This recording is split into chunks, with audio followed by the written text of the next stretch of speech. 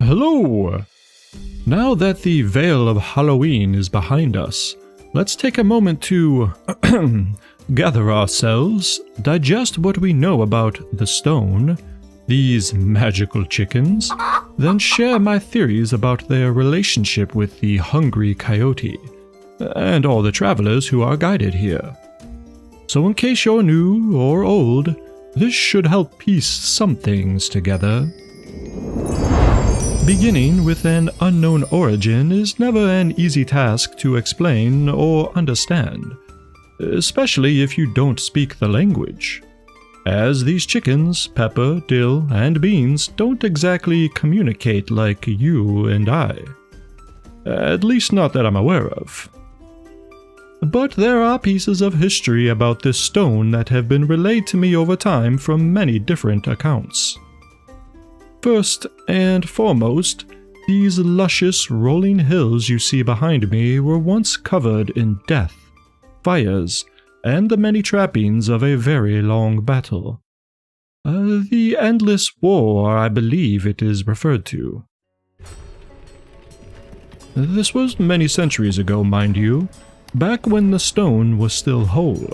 Well, amidst this war, and at the time of another pinnacle point of bloodshed, there was a hooded figure that appeared, whom we are still searching the identity of. This figure walked, or almost glided across the war-torn fields, somehow unharmed amongst the chaos, and came to stand upon the stone itself, then seemingly waited. Perhaps they were surveying the horrific atrocities laid before them?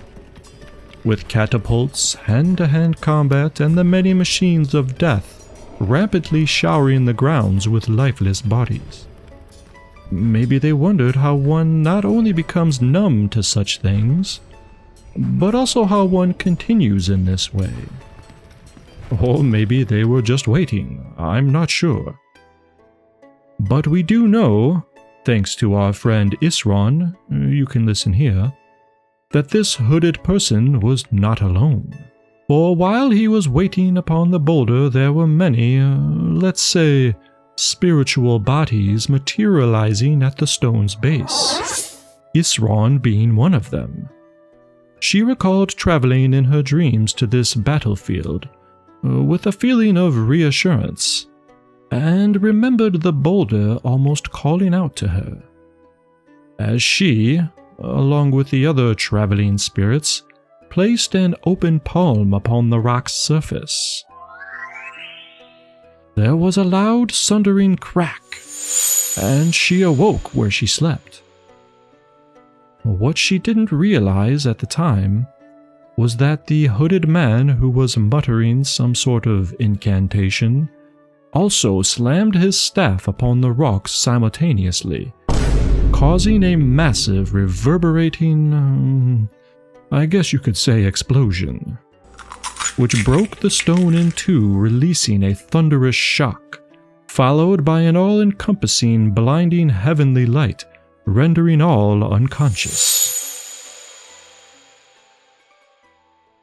When the surrounding armies came to, it was as if no war had ever taken place, in their minds at least, as all able-bodied creatures and humanoids alike took to clearing the hills of their fallen comrades, shoulder to shoulder deconstructing their weapons of war, filling in trenches and loading up their carts or horses, almost in a dreamlike state, then leaving, never to return. The land would heal over time, and as for the hooded wizard, he was nowhere to be found, hence our continued research. But what did slowly start to appear were two very different types of tales, whispered about at taverns or in the privacy of home and hearth. One of a mystical place inhabited by three unusually pigmented hens, where lost travelers are mysteriously drawn to. And another about a roaming coyote, thought to be a new omen of death if spotted near your village, who, as it happens, is also aware of the Gathering Stone and seeking out its feathered denizens. You can hear more about that if it interests you here. Now, for the most part, these are the things that we know. Recorded history from word of mouth.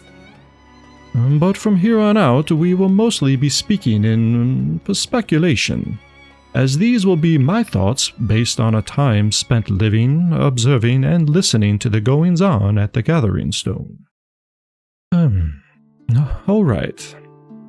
So, knowing what Namu relayed to us, the Coyote, or Lobo, not only knows of the chickens, pepper, dill, and beans, but also seems to have an acquaintance with them.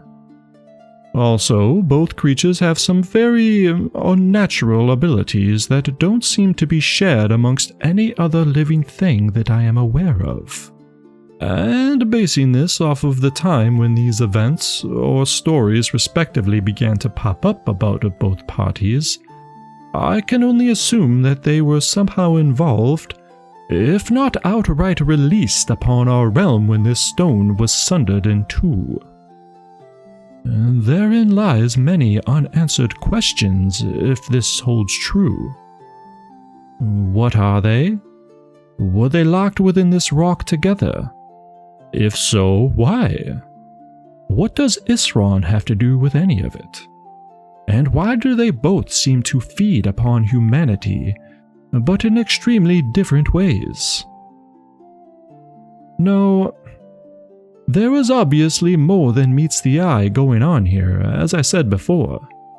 Communication is difficult, though not entirely impossible, as apparently our Rat King visitor we had recently seemed to be able to understand something the rest of us did not.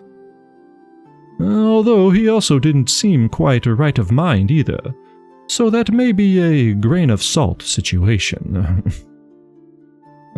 Having said that, I won't look a gift horse in the mouth, for the Gathering Stone and these chickens have helped a great many of people who have found themselves here. But this Lobo will have to be dealt with eventually, and I fear, given enough time, he will find his way here. And what happens then? Well, I think it might be a good case of fearing the unknown. Well, I for one believe that they were all locked within this stone together, and for a purpose. Now, obviously, ending the endless war was a welcome outcome to the sundering. But you can't deny that their power may be just too great for our meager realm to sustain.